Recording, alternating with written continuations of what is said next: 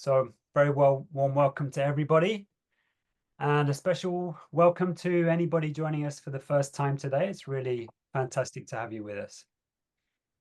So just to let you know a little bit about CII, the Co-Intelligence Institute. We promote innovations in collective wisdom, co-creativity, and collaborative governance. And we explore what we call co-intelligence, a concept coined by our founder, Tom Attlee, who's with us on the call today. And it asks, what would intelligence look like and where could it lead if we truly took the realities of wholeness, interconnectedness, and co-creativity seriously?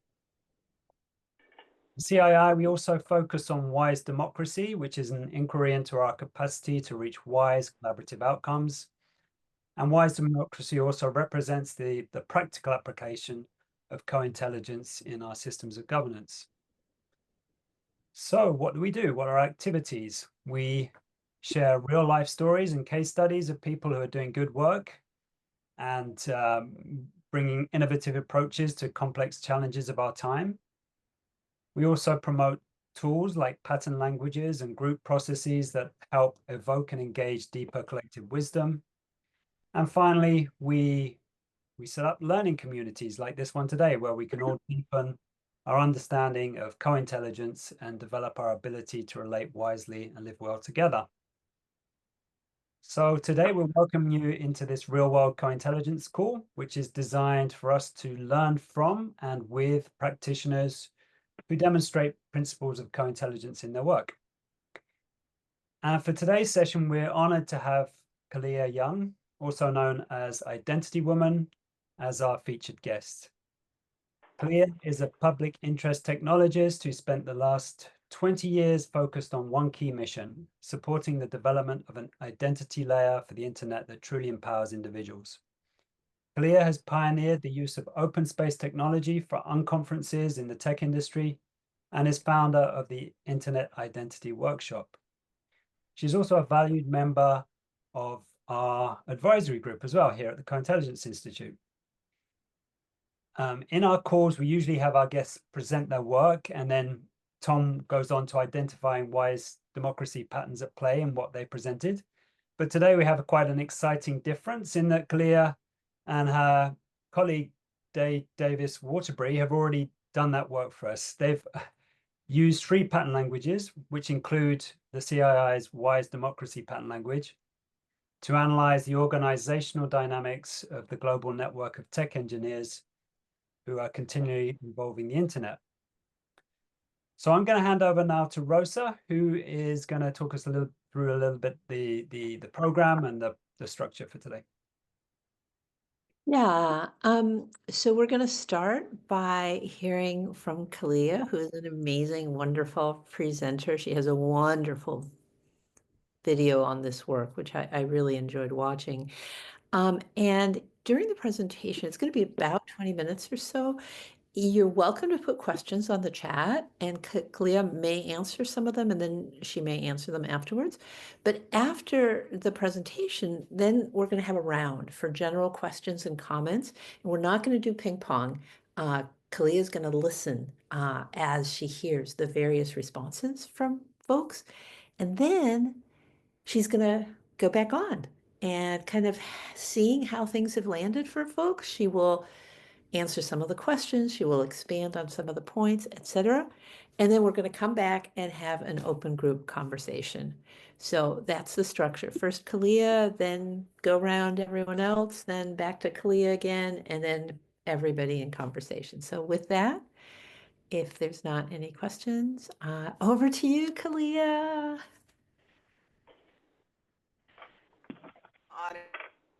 Thanks, Rosa. It's super great to be here with CII that I have been informally advising for a very long time. And I'm just going to dive in and share. There's a lot here. Let me start my timer. So as was introduced, we studied the regenerative patterns and practices of the Internet Engineering Taskforce.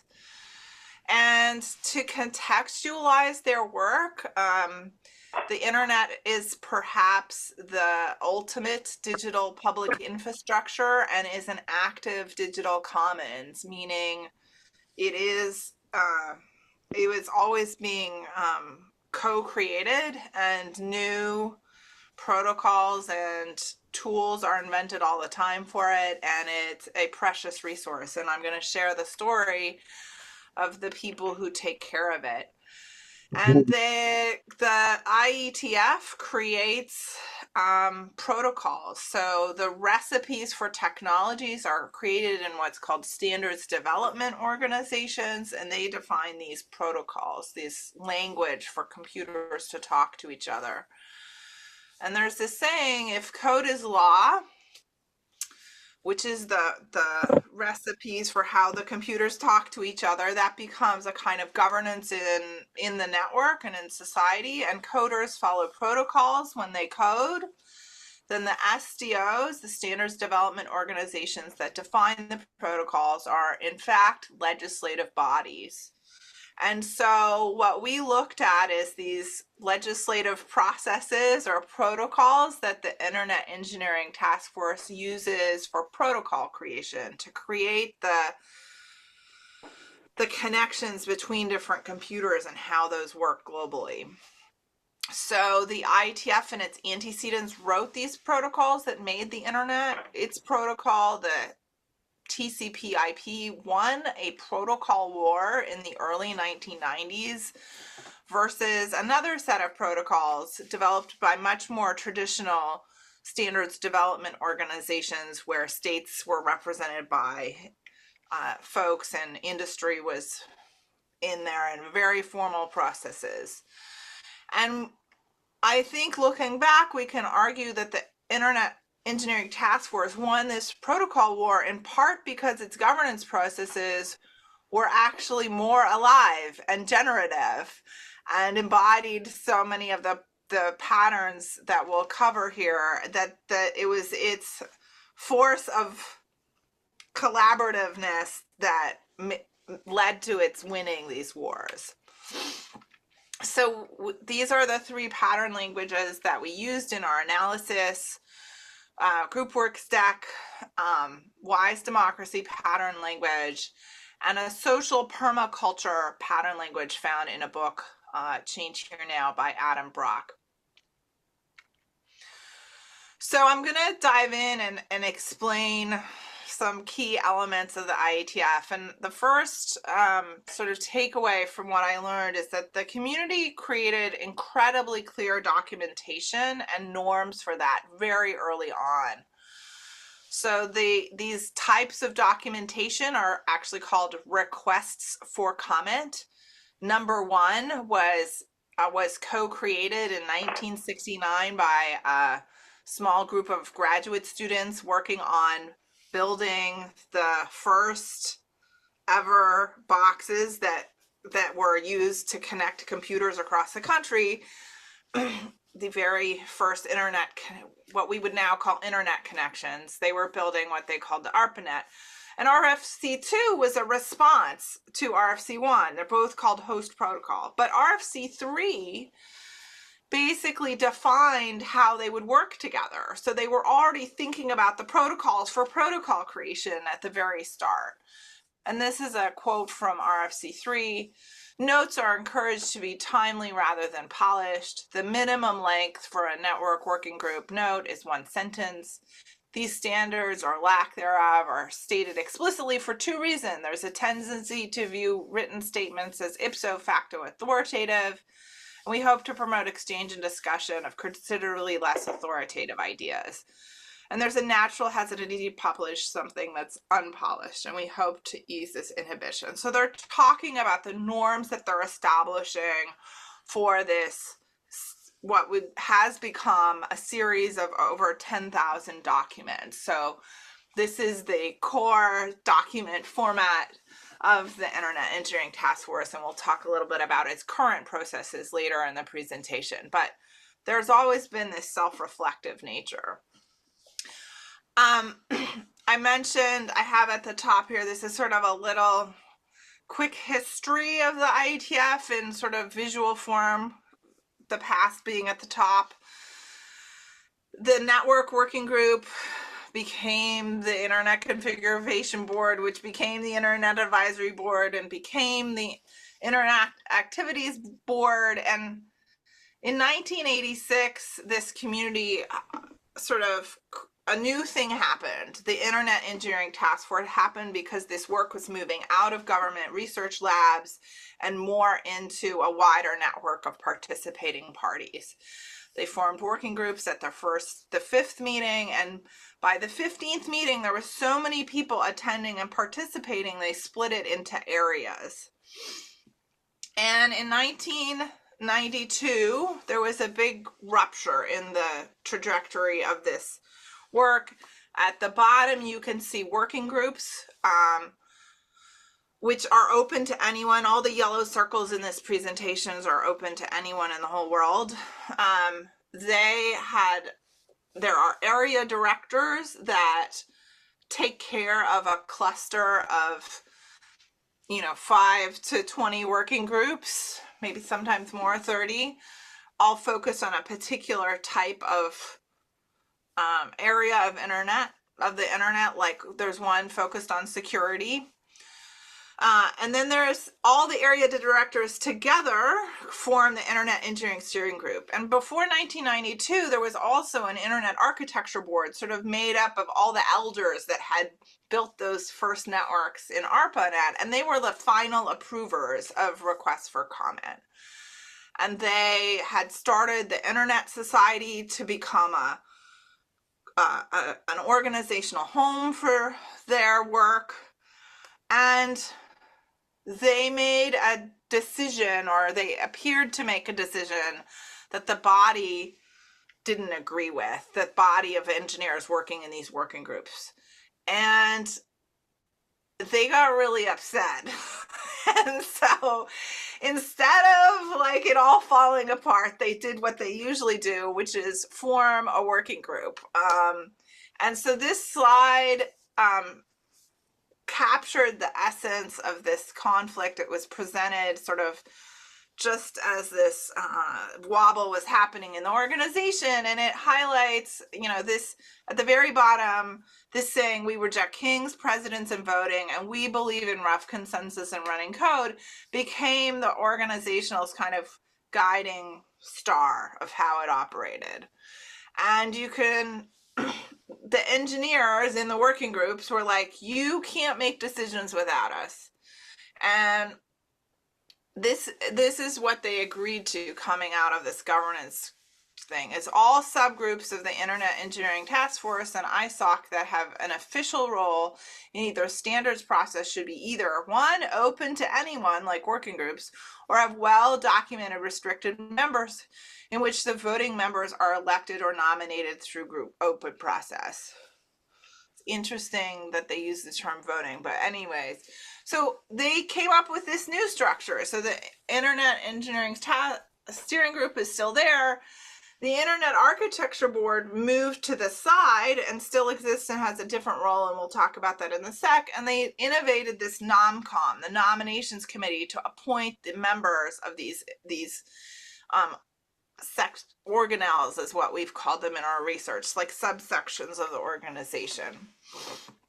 This is just a different drawing of what you saw in the previous slide, so that there was this reorientation, and some other organizations also have been formed since this time, and we're not going to go into that.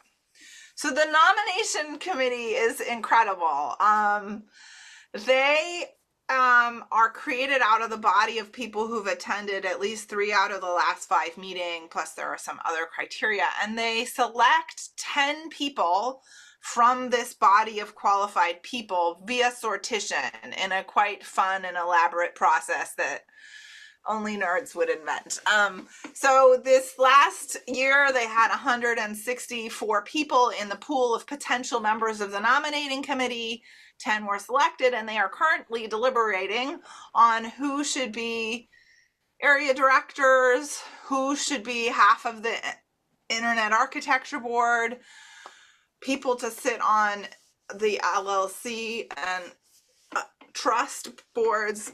So those they're they're doing their work, and they actually have privacy guarantees. Almost everything the IETF is public except very few things. It's really important. All feedback that people give about potential candidates for these roles within the organization is confidential. And then all of their deliberations are also confidential. So there isn't a public viewing of how they work or what they decide, how they decide. What they decide is public because those people take on those roles. So there's privacy guarantees for their deliberation and this deliberative process that takes, I think, about 6 months. And I drew this to talk, sort of just share like the IESG and the IAB each have different roles in the organization, and this is some of the things that they do together. Another, in terms of talking about these closed organelles, the IAB has a lot of responsibilities in terms of relating to the wider universe of the rest of the internet. They manage relationships with a whole bunch of different standards development organizations who also have a stake in different aspects of the internet, like the people who manage radio signals, and it just goes on and on. There's a lot of them. So they're holding relationships with the rest of other institutions in their work. And they also have some of what they do in public. These yellow balls are all the things that people can participate in. And so in holding these roles, the IAB is really the organ within the institution that's thinking long-term, that's listening. They hold workshops. They're doing a set of workshops on AI this fall. And they are the entity of long-term thinking.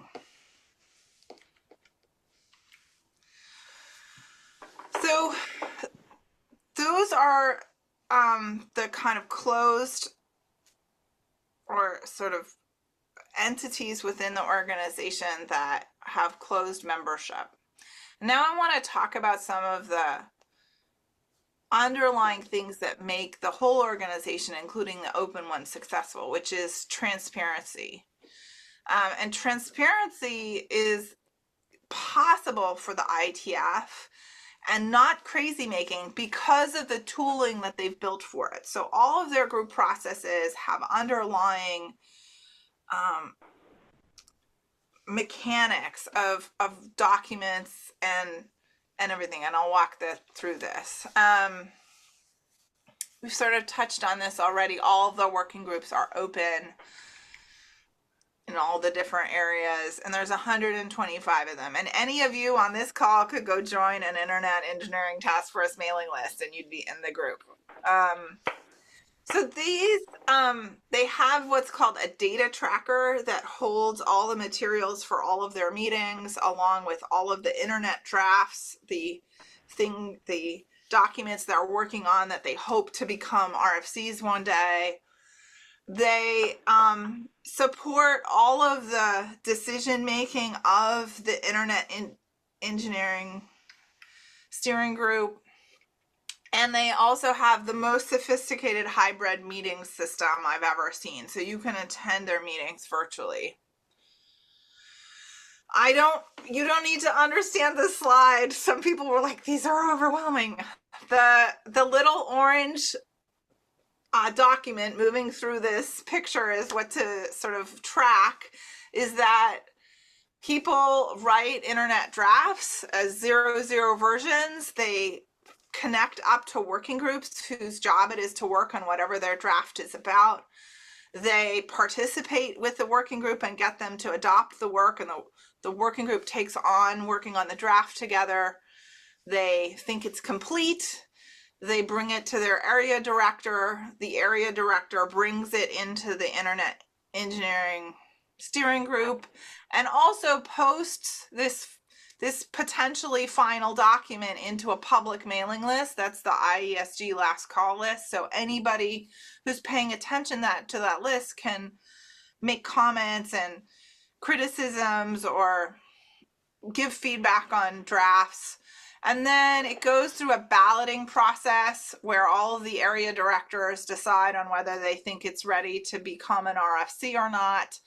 And it may or may not. If it doesn't, it goes back into the process and continues to be developed and iterated.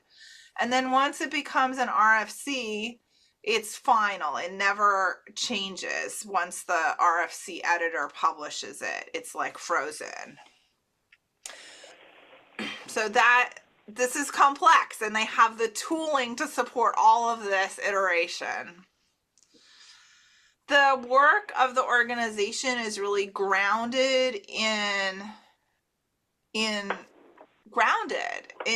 the fact that you have to have running code before your protocols are approved.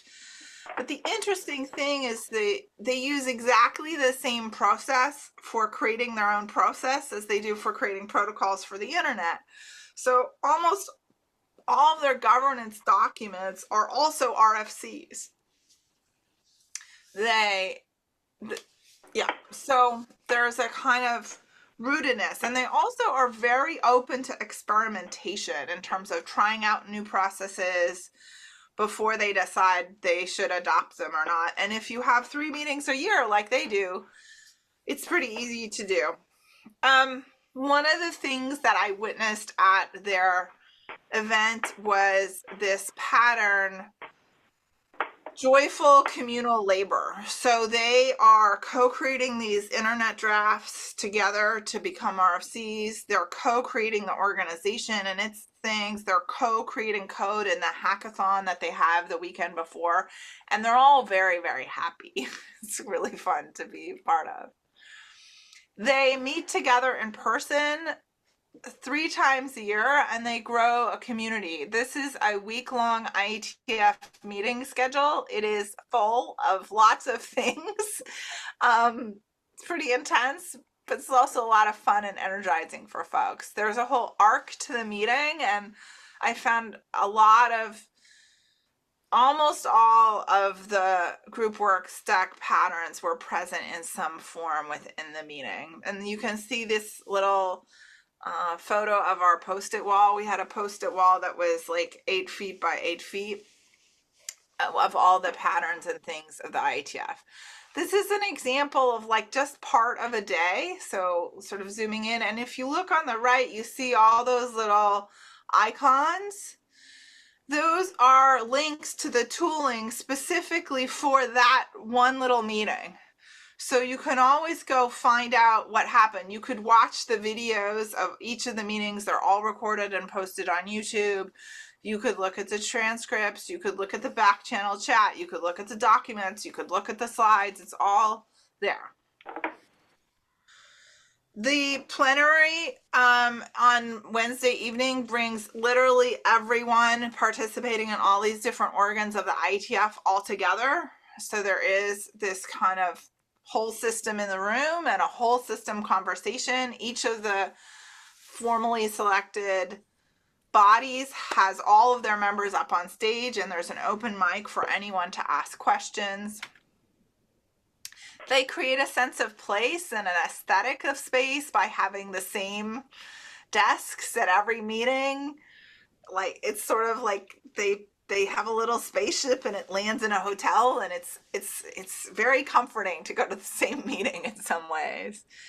There are rituals of appreciation and grief, both for like the changing internet, but also for the humans that have been part of their community that have passed, and appreciation for everybody's voluntary labor. So that's another key feature, is that everybody is volunteering to co-create this organization, with the exception of a few roles, like the people who are producing the meeting. They are paid, but the people participating in the meeting are not paid by the organization or any leadership roles. they converge and they diverge, and they have the whole group and the subgroup going on within this meeting. And there's a reflection action cycle that's pretty effective in that the action happens at meetings, you reflect on it, you take action in your draft. There's reflection by others in the group about whether the work is good or complete.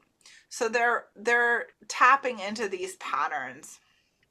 Kaliya, Yeah. and we're coming up on the end of the Yes, first 20 I know. minutes. So do you want to just take a minute Yeah. to kind of wrap this part up? Yeah. This is a good place to stop. I think. What's the next one? I'll just walk through a few of these and we can stop. Within the working group, which is the primary place of activity, there are incredibly good practices that they've developed culturally around listening, asking hard questions, reflecting what they've heard before they talk, naming challenging issues and really surfacing those, and also exploring what's possible, not getting stuck in sort of one way or the other, but finding a way through. And they also operate on rough consensus, so they practice finding a range of tolerance. And part of rough consensus is all concerns are addressed, so that everybody doesn't have to agree, but everybody who has concerns has to have those concerns taken seriously and addressed by the group.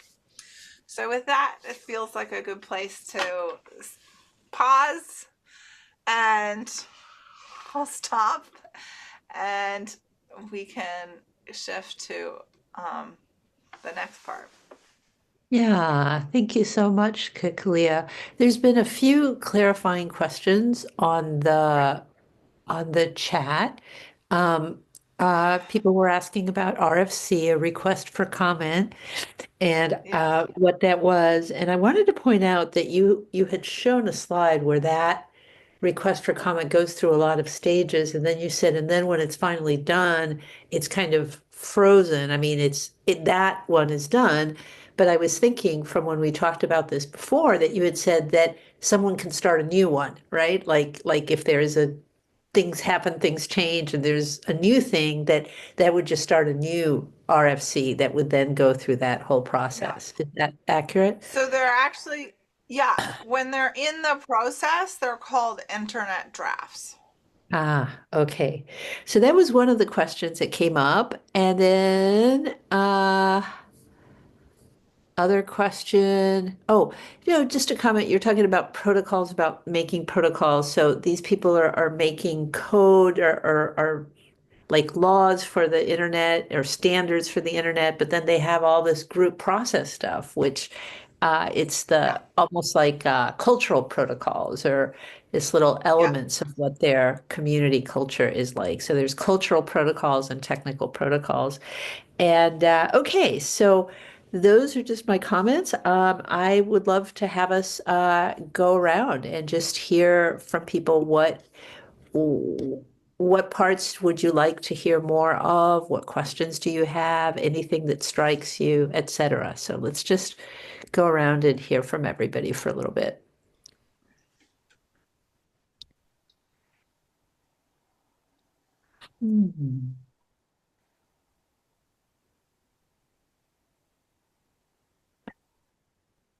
I can kick things off with a couple of questions. I thought it was really fascinating and how this self-organization takes place. And I was wondering, first of all, in the sort of really early days, like back in the 80s and the 90s, how these meetings actually took place. Were people actually coming together in physical locations, or were there some sort of rudimentary versions of virtual calls? Okay.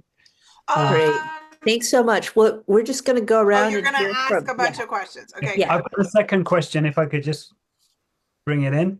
Another question is sort of, given that it's completely open and that anybody can participate, how is their protection built in against sort of bad faith actors, people who want to disrupt or cause problems. So those are my two questions. Oh, great questions, Andy. Thanks so much.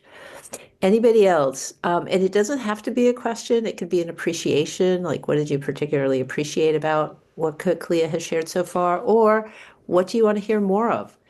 Charles. Yeah, just super excited cheering you and Day on, Kaliya. I've been tuning into this for a while.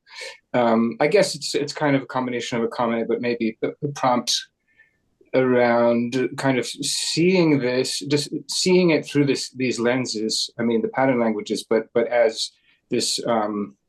I know you didn't use this term, but almost magical from my side, like that it's sort of this success story under our nose. Everybody's pretty much every day using the internet. For the most part, those that have access are hooked on it, and that just to underscore the commons, the global commons dimension is super exciting. Just to understand, more about the innards. So thank you. And if there's anything about sort of the discovery of this phenomenon, that would be great. Thanks. Awesome. Meike? Yeah, thank you. Can you hear me okay? Yes. I was curious, so you were also mentioning that the same kind of approach to developing the standards and protocols the IETF also uses for their own process, their own governance. And I was wondering in how far the people in the IETF, so the volunteers, are involved in kind of developing their own governance process with the way they are working. So in how far this development involves the people. Thank you. Great question. Kavana?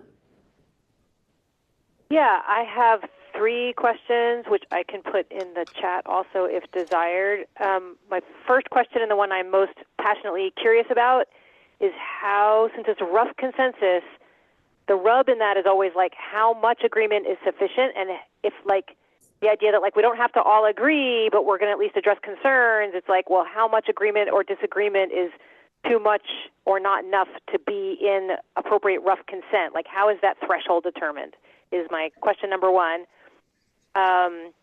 Second question I have is, are the cultural protocols and practices written down or documented somewhere? And if so, I'd love to like see a link to that specifically. And then I have a minor question, which is I'm like, okay, given that the RFC is frozen on publication, why is it called request for comment? Great questions. Wonderful, wonderful questions, Kavana. Thank you so much. Where did James go? He had his hand up and I was going to call him on him next, and then he disappeared. Oh, there you are. You're back here. I'm here. Yeah, good. And then slow after James.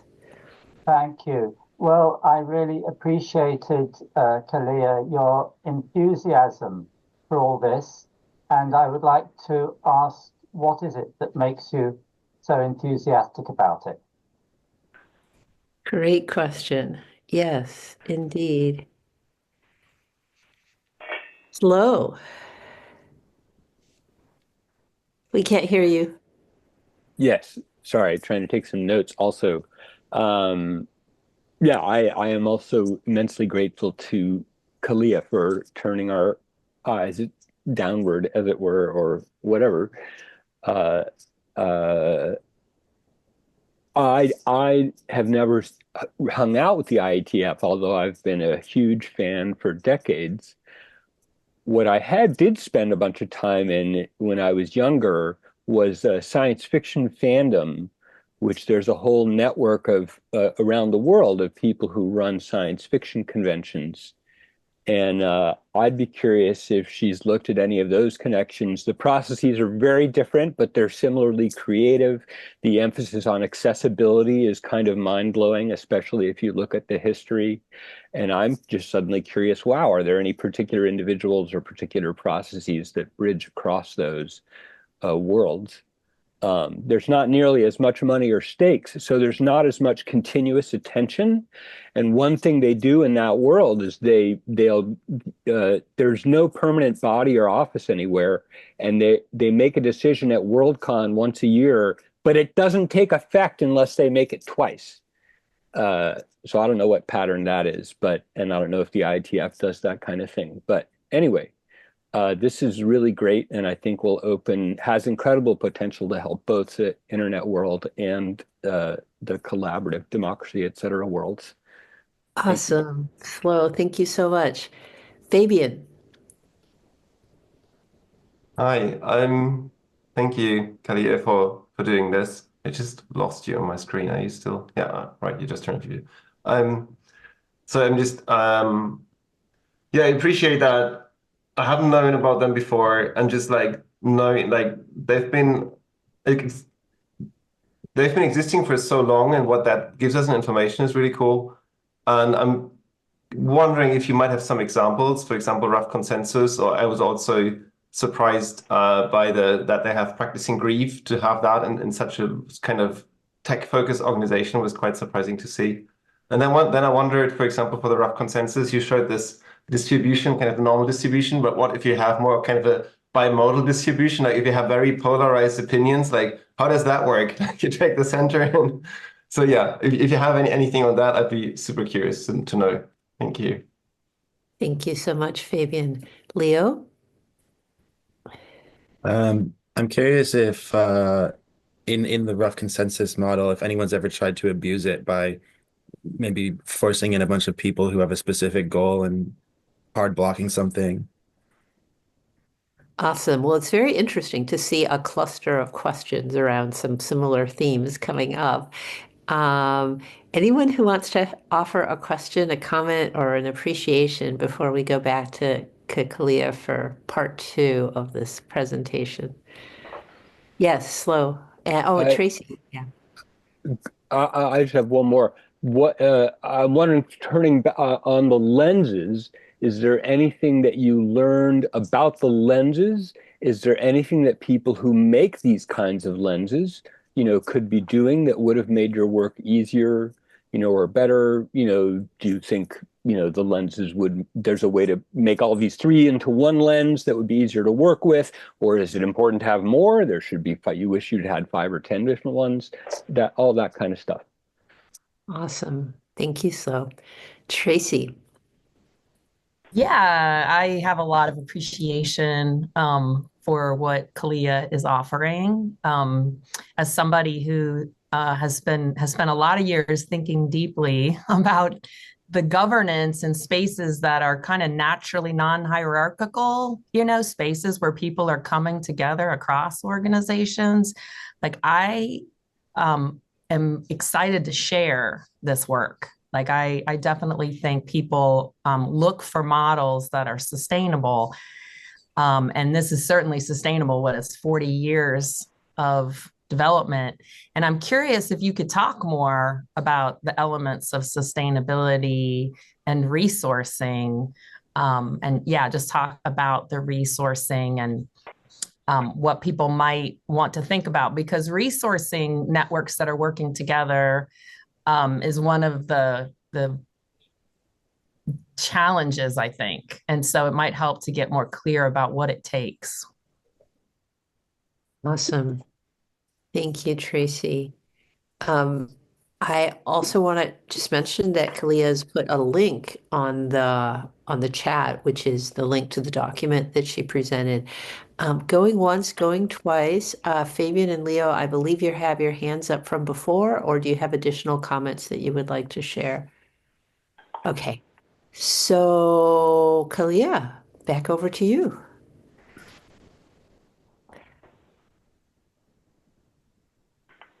That's a really good bunch of questions.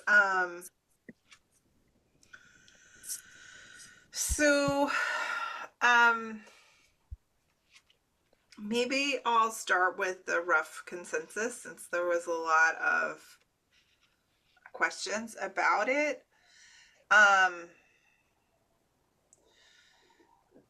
So one of the ways that rough consensus is achieved is through implementation.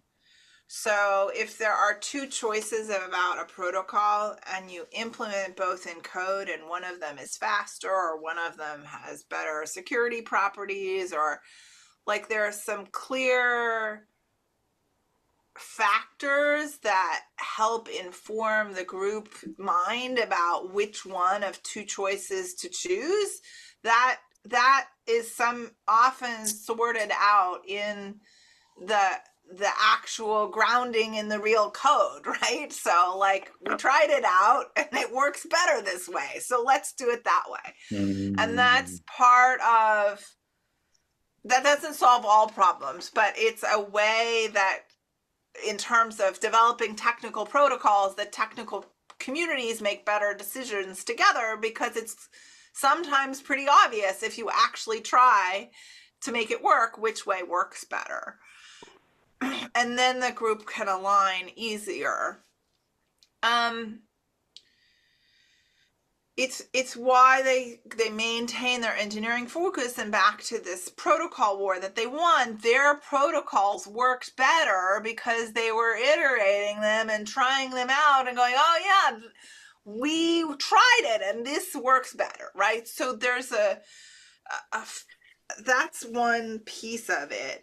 The other piece is around how chairs are trained. Like there's a kind of culture of chairs learning these practices around developing rough consensus and like figuring out how to ask the right questions. There, within each meeting, there's a polling tool. It's just very clear it's not a voting tool. This organization doesn't vote. It's like, we don't vote, but we do poll. Like, how do people, and they ask very, like, so it doesn't happen a lot, but in a meeting, they'll do polling questions about certain proposals, or particularly when you're when you're forming a new, or trying to form a new working group. It goes through a process called a birds of a feather, and then it's like trying to read the room and where people are stuck, like, and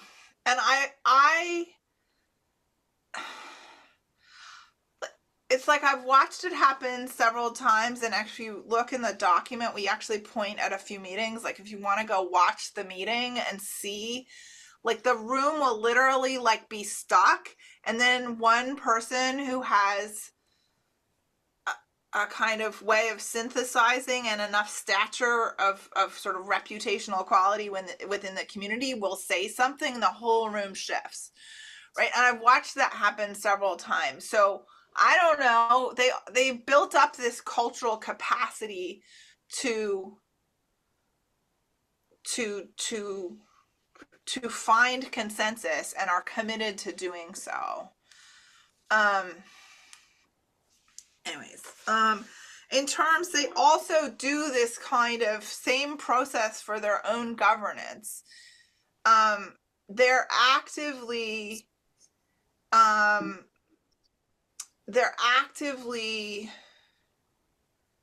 co-creating governance right now about what is the meaning of the request for comment series and how to decide its future, because it's so important and stuff. But and I'll show you a slide, and it's not even finished, but it'll give you a sense of it. I'm going to it right now, of how the RFCs are about all the organs. So, where's the share? Here's the share. So I started putting, if I kept going, this whole thing would be covered in pink numbers. So the pink numbers are RFCs about various positions and their roles and what they do and what they don't do and how they function and how they relate to other things. And it's all iterative. So this, I just mentioned they're in a process of trying to discern the future of the RFC. That's this cluster, like 16, 17, 18 is all working on that. And 18 is open, if you notice. And then on the next slide is like examples of RFCs about all the different roles in the organization and how they work. So in effect, these documents are a constitution, but it's an always updatable constitution. What's the next one? And so in this, there's like this subsidiarity, like things that should be done at the working group are done at the working group, which is most things in the organization, but then they figure it out. Okay, I'll stop.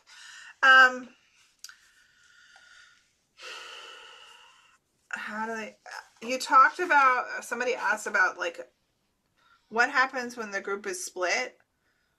I've heard of people describe splits that happened where some people still don't talk to each other because of the splits. But I also didn't see a lot of that. I mean, in 50 years, you're going to have some stuff happen that just doesn't end well. But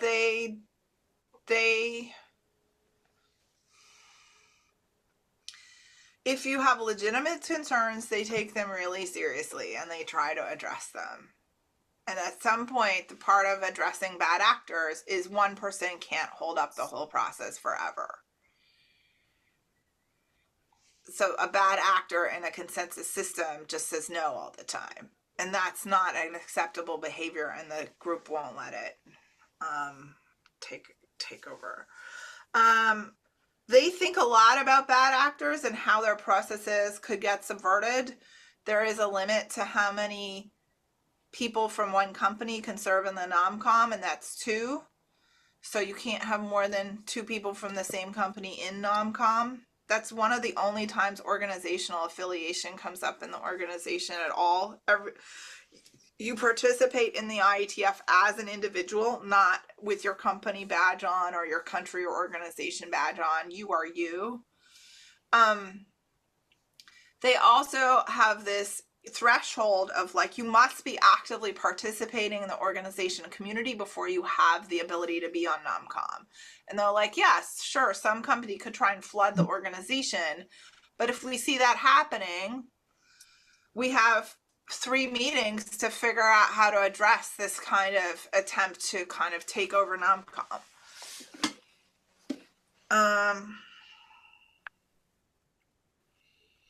To clarify, you asked about how meetings in the 80s and 90s happened, and I think they did have people dial in on the phone. I'm not totally clear. It was a summer project, not a PhD, so I didn't find. But I've looked at some of the older books of proceedings and it says who dialed in. So there was some teleconferencing. Why is it called an RFC? Because in the beginning it was the RFC. So the first generation, they still were frozen, but they were inviting commentary and exchange. And if you asked an IETF for now, they say RFC means RFC. It doesn't mean anything, but that's sort of. But the point was huh? I was just laughing. Yeah. Yeah. The point is too, is that they're setting themselves apart from traditional SDOs in the way that they work. So it's helpful to see the IETF in contrast to how other institutions that do the same thing, which is write technical protocols, operate. And they have processes where there's no public transparency into what happens. They're sort of like black boxes. Like somehow you petition your national standards body to appoint you into this group, and then that group uses very antiquated processes that include voting and commenting processes that worked in the time of snail mail. They're still using those, and it's terrible. And they publish their stuff and it's done. like, and you have to pay to read them. So anyways, that's more commentary. Why am I so enthusiastic? Because I had heard about them for years, and people who work in my area of focus for my work, digital identity, participate in the IETF. So I had a bit of an easier on-ramp because I had a bunch of people I've known for over a decade who helped orient me and included me in the work that they're doing there. But I was blown away by like the feeling I had in the meeting. Like, it's just I facilitate the Internet Identity Workshop, which is a high performance collaborative technical community. And I was like, here is another, like, even higher level, higher performance technical community. And because I have a process and facilitation background, there's a way in which I could see what was going on, and also I have enough technical literacy to see what's going on, that I saw stuff that, yeah, it just made me super excited about how they can lead themselves without a formal membership, without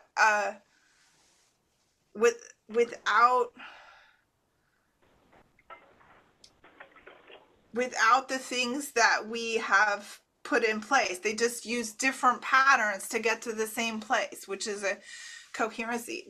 Another thing I'll say, that there is no they inside the IETF. If you go to a meeting, there's always a we, because they created what they're creating, and they created their own governance process. And if you don't like it, go write an internet draft to propose it be changed, and we'll consider it, right?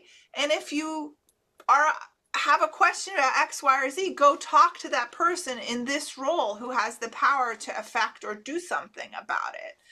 So there's no external locus of control within the organization, which is also like really rare.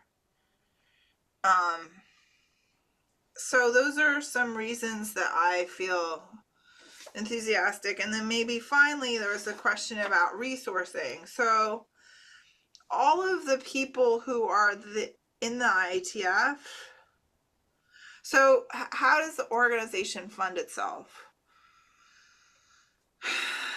One, it has an incredibly low budget for what it is relative to back to other SDOs. Two, it charges everybody who shows up in a physical meeting $1,000 to be there, which sort of covers the cost of the meeting rooms and the little snack breaks and stuff. They take any excess money from the meetings and they funnel into helping run the paid parts of the organization. And they ask for they have a big sponsor for each meeting who contributes, I don't know, $100,000 or something for the meeting, and then they get sort of like sponsorship rights for the meeting, and somebody from their leadership team gets to talk to the whole plenary for 5 minutes. Like, it's like, I'm not gonna lie, it's not like, so there's that, and everybody donates their time. It's a big time commitment. Some of these leadership roles, like being the chair of the overall organization, is basically a full-time job. Area director is minimally a half-time job. So they're basically convincing corporations that it's in their best interest to second their employees for part of their day job time to do this work. And people who are in it working on internet drafts and like showing up at the meeting, it's part of their day job to participate, right? So I think we need a new word for this label volunteer that communicates that the volunteerness is voluntary on the part of their employer for letting the employees to spend part of their work time on this, right? And if you are motivated and nobody is paying you, you can also participate, right?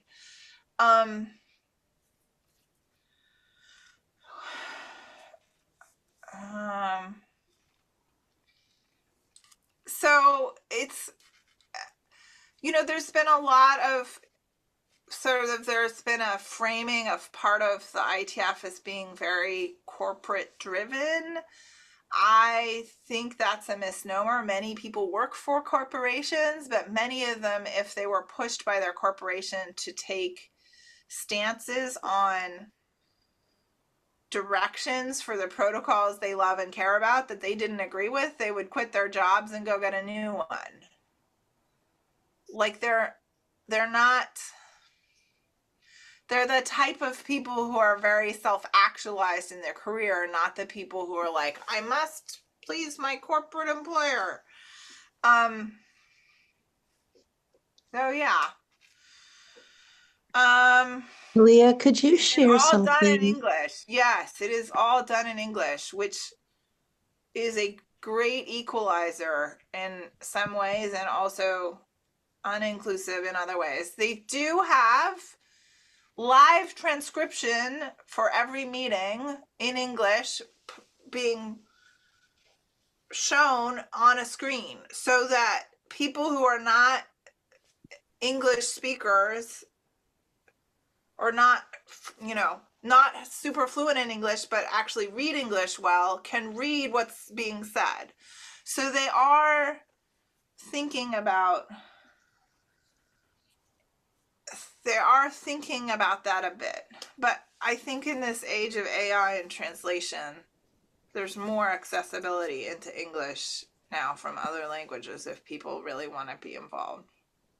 They also have little buttons that you can put on if you speak another language, they have a whole button wall where you can signal to other folks which languages you do speak to invite hallway conversation in other languages. Okay, I feel like I've answered almost all the questions and I'm having trouble figuring out what in chat I should respond to or not. Leah, I was just making a suggestion that you share the slide about the underlying values base of the IETF. I don't know if that's enough for you to know which one that is. The goal of working together. I'll share what I think you mean, and if it isn't, it'll be great too, and then we can find another one. Yeah. This one? No, but well, I thought that there was a different one, but basically that I remember when we were talking about this earlier, you were talking about how you have a certain set of values, and part of what attracted you about this organization is that they have a certain set of values too. Like it isn't, the purpose of this organization isn't like make money. That's not the underlying purpose. The purpose is to create a internet that is accessible to everyone and that is not under corporate domination and not under corporate control. And then, so that was one point that I thought it would be really worth to explore a bit more. And then also that one where you kind of have the honeycomb of the 6 different facets. Yes, that one. Yeah, the internet is not value neutral and neither is the IETF, and that's in their mission statement. Mm-hmm. Yeah. So openness, fairness, decentralized control, edge user empowerment, and sharing of resources. And those are the core values. And I thought their last sentence on this was very striking. These concepts have little to do with the technology that's possible. So it's not the thing of, oh, if we could make it, let's make it. But what technology do we want to create that embodies what values, right? So we're making a choice about what are the values that we want embedded in the technology that we create. Right. And then if you could go through your little honeycomb thing, I think that would be lovely. Oh, the honeycomb. So this is kind of the outline of the first section of our paper, which these frames of viewing the IETF actually emerged out of our wall, our sticky wall, which I will. This is our. Oh no, it didn't switch yet. Oh, that's weird. It gets. Never mind. Okay, sorry. I'll leave the honeycomb up. So,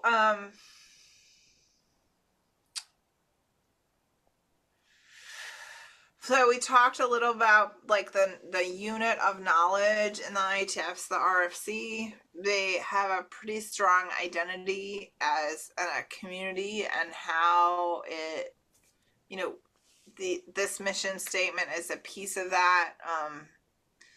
They've created a culture that is aligned with all of this, with, you know, the openness, the willingness to really listen to anybody who has something to contribute on a key aspect of what they're working on.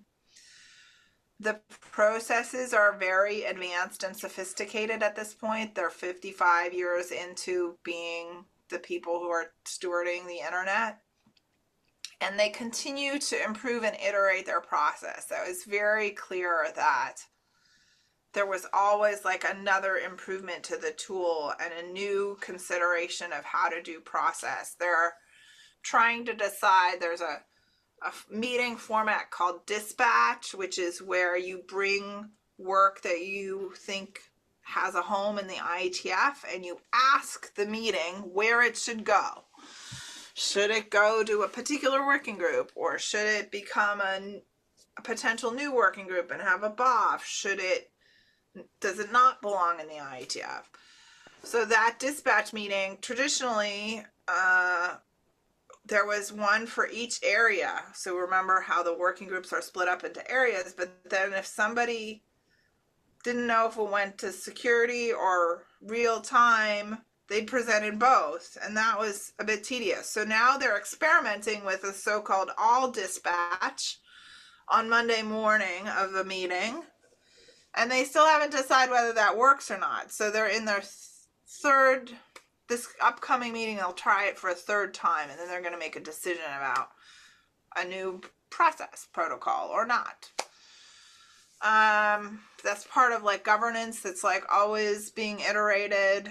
And then the tooling, you know, that feeds the creation of this unit of knowledge, the RFC. So it's all connected. And I'm pretty proud of the paper in the sense that it is linear enough. You can read it, but it kind of goes in, it is holistic itself in how it approaches the organization.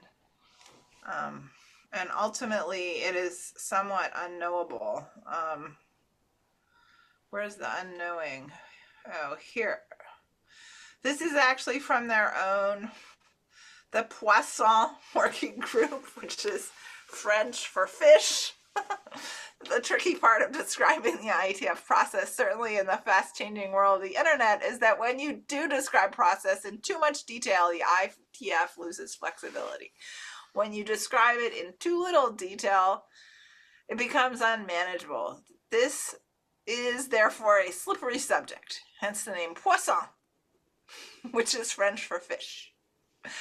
So this was like literally the name of a working group that was yet again working on their group process.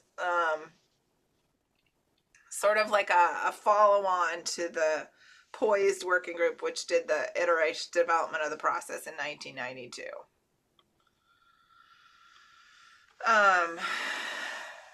So yeah. Oh, you're muted.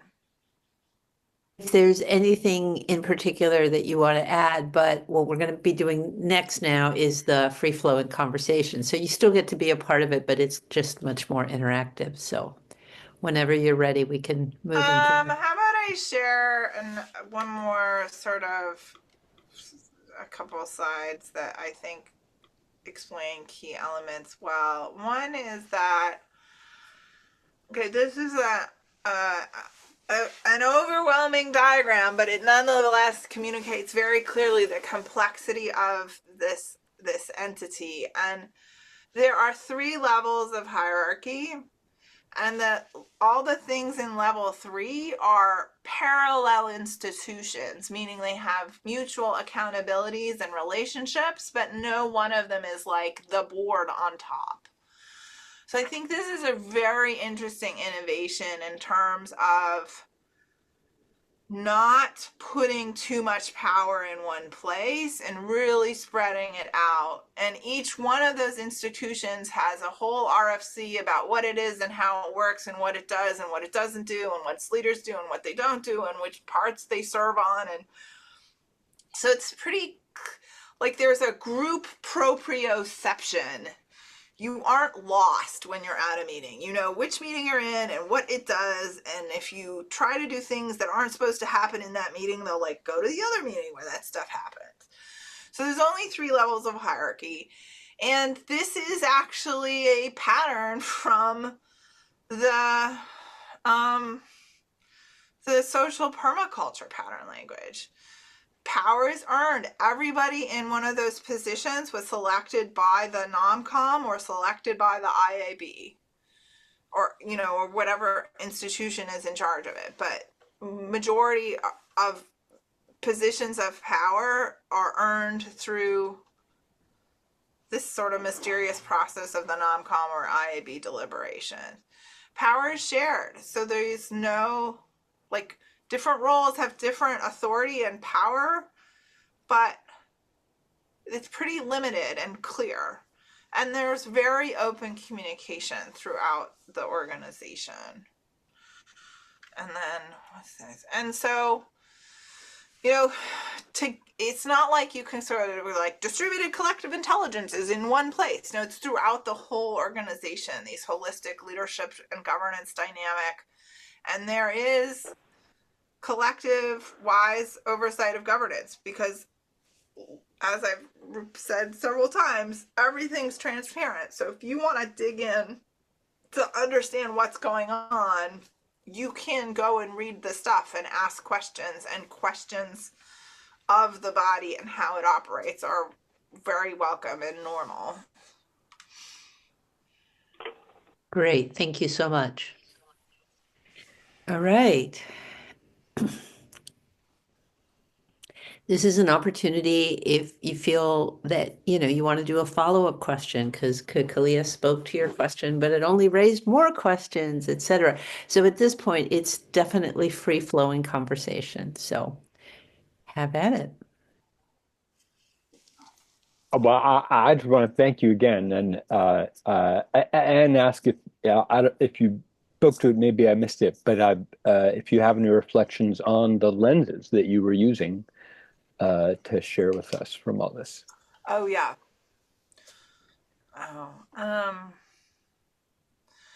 So another part of the research process was actually taking all of the pattern languages and making Google Docs with all of them. And basically using this Google Doc as a way to articulate where we saw the patterns. So that sort of first level of sense making. So I spent a lot of work making those Google Docs. Maybe future researchers, I might like clean them up, take out my notes, and like make them available to CII or other institutions who want to have it, because you can't just work with the physical cards. We needed like a list of the patterns in Google and like typing them.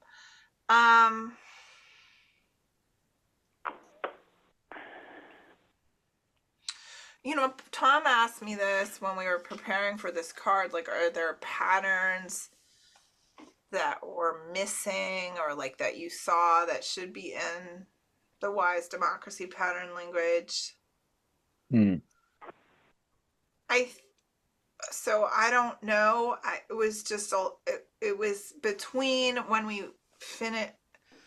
We went to the IETF in mid-July, and our paper was due at the end of August, and we completed it. So it was kind of like a 6-week sprint. So it wasn't a lot of time to like, oh, more pattern. Like there was already like, arguably 250 of them, which is a lot to hold. I do think there is an opportunity to look at sort of potentially a pattern language, like things that I named that, like clear documentation, build governance as you need it. So I think there's some patterns that, I don't know what, around emergent internet institutions, or like trying to build a community that stewards protocols in a collaborative way. Like you can't take IETF processes and like plop them down. But what were key things in the growth of the IETF that could other communities who want to grow similar governance that is their own do? And that feels like a potentially interesting place to go with this research that could be helpful to the communities that funded us, because we were funded by Summer of Protocols, which is supported by the Ethereum Foundation. And I have to say that the Web3 world unimpresses me with how they think about governance. Can you expand on that, since that's a loaded statement? I love it, but just a little more, if you might, or whenever it fits. Thanks. I mean, they think that random people with tokens voting on a blockchain is somehow governance of like commons resources. Like, it's just very weird. Like, it's like, yeah. Okay, Kaliya, I just want to reflect back and clarify a little bit of confusion here. You're talking about there a lot of tech people who aren't part of the Internet Engineering Taskforce, because clearly people in the Internet Engineering Taskforce are thinking in very complex ways about governance, right? But you're Yes. saying other parts of the tech world, the don't necessarily have the sophistication about governance that the Internet Engineering Task Force does. And my hunch is that that's part of what really attracts you to their example, is because they are very subtle and nuanced and complex and effectively thinking about governance. And there's a lot of other places that don't have that. And maybe your work can help spread that. Yes.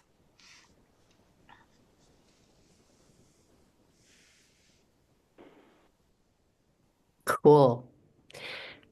I see Dunia is here.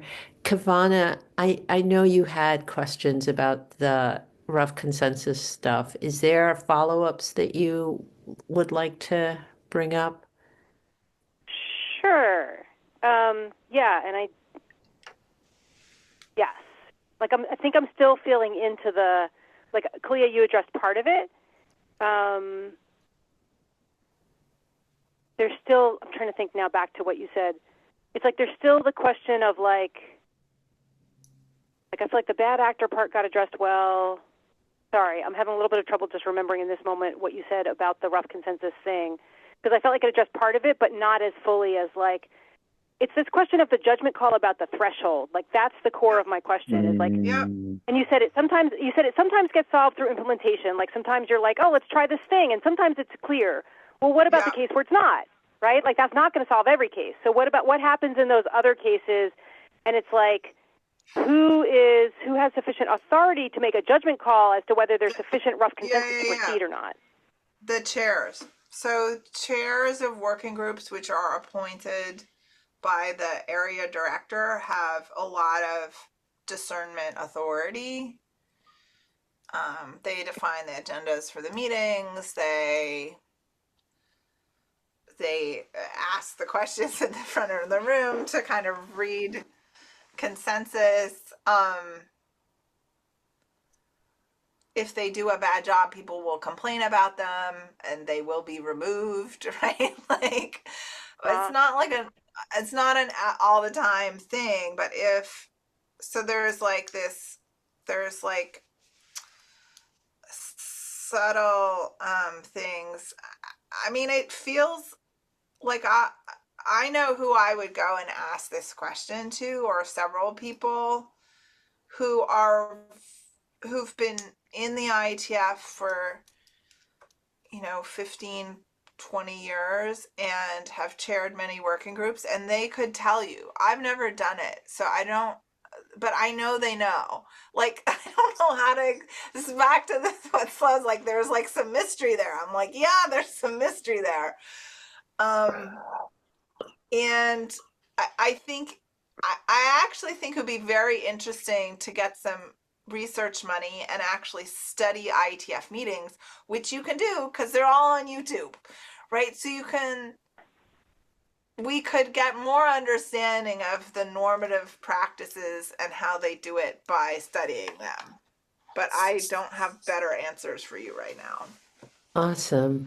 Thank you, Kaliya. And I really want to say something here because I'm having an analogous thing with something else that I'm studying and doing some research on. I think that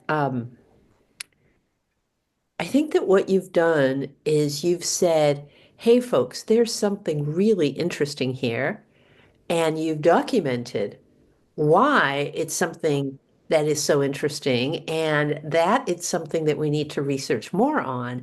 And that in itself is really a valuable thing. And it's different from then getting the grant money to pour through hours of their meeting tapes and figure out exactly what were the different patterns that they used to reach consensus, right? So you've pointed the way for further research, but there's this phrase that I love, which is kind of proof of concept, right?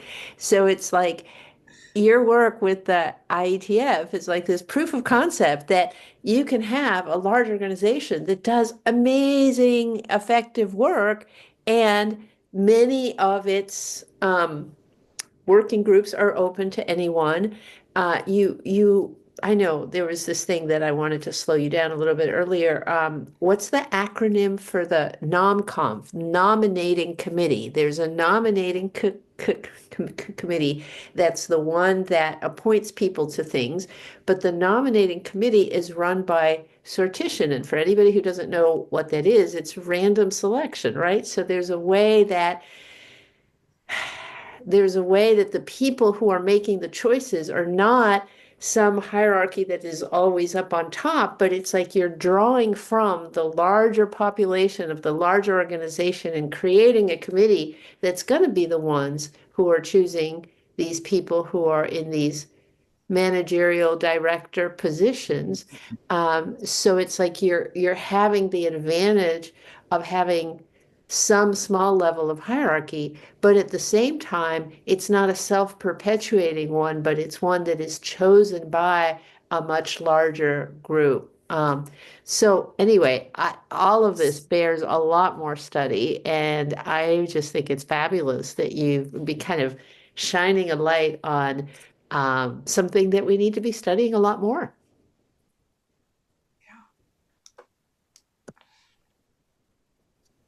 Yeah, there's lots to study there.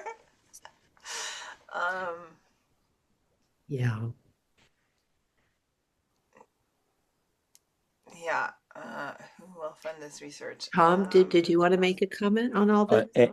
Andy's hand is up, and Oh, Tracy. Andy's hand is up. Sorry, I didn't see it. Andy, go for it. Yeah, I just got a sort of an observation, which is something that really stood out for me was the fact that the IETF, it won the protocol war. It outcompeted a system that was, kind of a power over system with a shared power system, outcompeted a power over system. And it's kind of the principle that we're looking for, right, in society. Is like, how do we do this? How do we replicate this thing where shared power outcompetes power over? Because so often we've kind of seen the opposite, right? And I just wondered if there are any insights that you have, Kaliya, or anybody has on this call, because it feels pretty important. Thank you, Andy. Tracy also has her hand up, and I want to apologize. I had a little thing on my computer telling me that it was recording, but it was covering over the top line of people, so I wasn't seeing these hands. But anyway, go for it, Tracy. I think that there are a couple of things that I'm not sure if they got mentioned, but because I've had this conversation with Kaliya a few times, these are things that stand out. And I am just like, I'm endlessly fascinated, right, by decision making and how people work things out. And so I kind of want to jump in on the rough consensus, because I think there is that sense of like an experience of how that has broken down, that like all of us have had those experiences where we've tried to like, right? And I think there's a few things that I've heard you talk about, Kaliya. One is that this chair isn't actually most interested in the content and the topic of the working group, but that they actually try to pick chairs who don't have like a vested interest in that topic. So you might be participating in working groups where you really have interest in the protocols, but then you're invited to be a chair of a group that you don't. And I just think that sense of you're not attached to the outcome enables this facilitation, like every group is being facilitated, and that really helps. And then I think there's also what I understood from the culture is this relational fabric. So like I work with a lot of movement networks, and I think the luxury of being together in person for a whole week, 3 times a year, and the kind of relationships that you build over decades, right? Like that's the kind of resourcing, right, that it in some ways that this takes. And so this willingness that I heard you talk about, Kaliya, like the actual curiosity that people have when there's disagreement, like the actual authentic, like I really want to try to understand what it is that's not working for you in this, right, is like really valuable parts of that culture and that relation. And this is like going back to the DAO groups. It's like I find the most interesting DAOs are the ones that like recognize there's an on-chain and an off-chain, right? And that the off-chain relationships that we're building and trust, and that's the stuff that like smooths, and it doesn't take conflict away, and it doesn't mean that there won't be, personal conflicts and all that kind of stuff, which really we all probably know as facilitators, like are some of the most constructive and creative elements, right? Sometimes is like the ability to have open conflict. So anyway, I just wanted to throw that into the mix. Yeah. Thank you for bringing up the role of facilitation, Tracy. Sometimes when we hear chair, we're not realizing that is actually the role of what the chair is. So that was a really important aspect that you brought up from your previous conversations with Kaliya, and also the culture of genuine curiosity that gets created. Thank you. Thank you. I think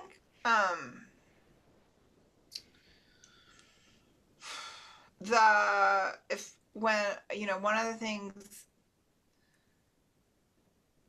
I read about extensively was kind of this critical period. Like the way the institution deals with conflict is to create space to talk about it. It doesn't suppress it. It doesn't push people out. It's like, oh, we don't know what the body was very clear that the IAB was no longer going to be the final decider. But okay, what should happen next? Then they created a working group, like a mailing list / working group. I mean, they're effectively the same. Anybody could join, and they all put forward ideas, and they kept generating ideas until they got to a point, and this is layered with not just layered with in-person meetings and relationships that go back 20 years at that point, right? Because 1992, they've been building the internet for over 2 decades, right? So there is a fabric within which the conflicts are held, in which they have trusted their own institutional capability to innovate through the conflict. And it's literally like, like there's a palpable sense of like we can figure it out.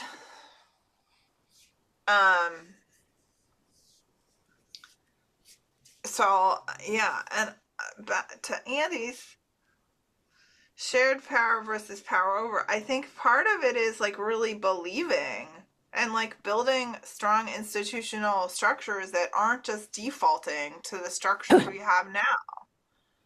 There's so much like I'm in so many .orgs where it's like vote. I'm like, I don't want to vote. Figure out who the smartest, best people are for that job who want it, and let's put them in there, right? Like there's I've been thinking a lot about not a lot, but it keeps coming up, is like morphic fields of organization in our culture are really thick. And the IETF stepped out of those and has continued to step out of them, so much so that they're almost illegible because I'm the first person to write something like this. They're very self-aware. You can read all their documents and they're clear about how they operate and why they're different. But no one else seems to be. Yeah, this is really interesting, Kaliya, because I think that part of the larger context here, which I'm feeling really called to just briefly touch on, is that there have been these number of subcultures within tech folks, who do this very lateral peer-to-peer organizing.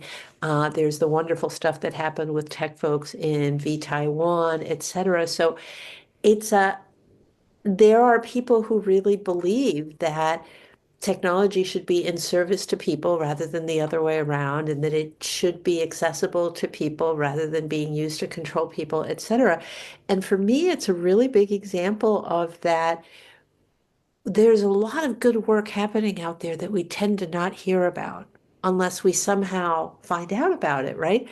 And it's not what's plugged in the mainstream media. It's not, and there's a lot of technology that is being used to control people and to make money, et cetera, et cetera. But there's some very idealistic people in the realm of technology, not just in the ITP, but little pockets of them in different places, and who've done a lot of really good work over the years. So I just want to kind of bring that in as the larger context.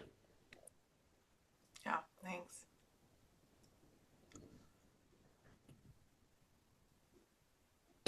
Okay, we have just a couple minutes left before we transition into our closing part. So anyone who hasn't spoken, this is your chance. Any burning things that you want to say before we slide into the next closing segment?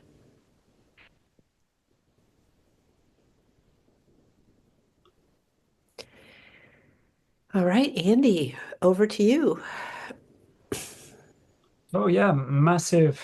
I think we're coming to the end of the call now. And just I want to say a massive thank you to Kaliya. It's been really fascinating call, and particularly so given that you've directly been using the Wise Democracy pattern language and the other pattern languages. It's been really illuminating looking through those lenses. Yeah, just seeing you put the slides up. So everybody, there's the slides there that are available for everybody if they want to use them and refer to them.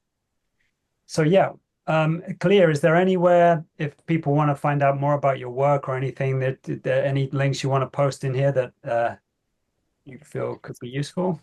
Sure. I mean, more you can email me. We still haven't really, we're still iterating. We're still iterating the document. It's mostly done, but yeah. And it isn't, yeah.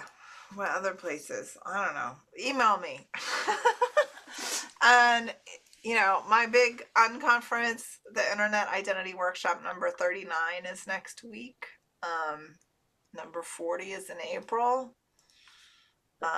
We use open space technology for 3 days in a row. Yeah, I don't have, yeah, please be in touch. And I hope that we as a community can potentially leverage this to go and solicit research dollars to continue researching aspects of this and other things that are doing the kind of governance we could have more places if it was better understood and trusted. That's Yeah. fantastic. Charles. We have time for Charles, and then there's Slo's got a question, then I'll move into the final closing. Quick question. I mean, great. Again, great work. Just on the last where you landed there about the IIW, is there some indication, or maybe you didn't mention that I heard about some, I don't know, connection relationship, or broadly or more particularly between IIW and IETF. I'm wondering if there's anything, or there's any indications or something along those lines. Thanks. So, yeah, I mean, work protocols that are glimmers in people's eyes at IIW often go into the IETF to become real protocols. That makes sense. Like, IIW is like a very early stage incubator place. Like, you can just have an idea and write it on the wall. And if you keep going and you need a context in which to continue the work, the IETF is one venue where people go. People also go to the W3C, the OASIS, OpenID Foundation, Decentralized Identity Foundation. There's a whole kind of like cluster of SDOs and industry associations around IIW where people do work in between the meetings. We just put on a meeting where anybody who does identity stuff can come and share their identity stuff with other identity people. So we're a little bit different, like in the sense of the IETF both has a meeting and carries the work, or it holds the work of the entities that meet within it in between meetings. IIW has a meeting and other entities hold the work that people want to do in between meetings. Thanks. Thanks so much. So thanks again, Kaliya, for being here with us today. Thank you, everybody. Just to close the call, want to let you know about our regular community meetings. So we're alternating now. So every 2 months, we have a real world co-intelligence call like this. And then we alternate it with what we call our community resonance calls, which are a more sort of open format for people to bring their various inquiries and projects to. We're going to be, I think we're going to be next month, November the 22nd. That's a Friday. We're going to be creating a space where people can digest whatever has transpired in the US election, given that it's such an immense, the implication for the planet, for people, for the whole, whatever we want to bring to that. So that will be a space for digestion, Friday, November 22nd. And if you can sign up for that here. And then, we have our newsletter. If you're not already subscribed to that, I'll post that in the chat here. And lastly, if anybody feels moved to donate, to give financial support in any way, or any other kinds of support that you feel might be of use to CII, I'm going to put an opportunity, a link for that here. And there we go. So anyway, if this has been the first time that you've joined us or coming back after a while, we love, hosting these events, and we'd really love to see you again. And, if you found this of value, please let any friends, colleagues know. It'd be great to see you again with friends. And one thing I forgot to mention is that what happens now is that we have like an after call hangout, and the official call is finished, but anybody who wants to stay on can just hang out, chat, you know. Kaliya, you don't have to stay on if you don't want to. You've done a lot of work presenting for us today. But yeah, we have a space where we just take things easy and open up for a general conversation. Anybody else like to say anything, Rosa, Tom? Thank you all for being here. Yeah, just really, really appreciate your presence. And I know there's a lot. This is my third time looking at Kaliya's work. So, but yeah, I'm so glad there's the paper there. There's the video where she and Dave presented their work. So if you feel drawn, there's stuff that you can go back and look at and study more closely.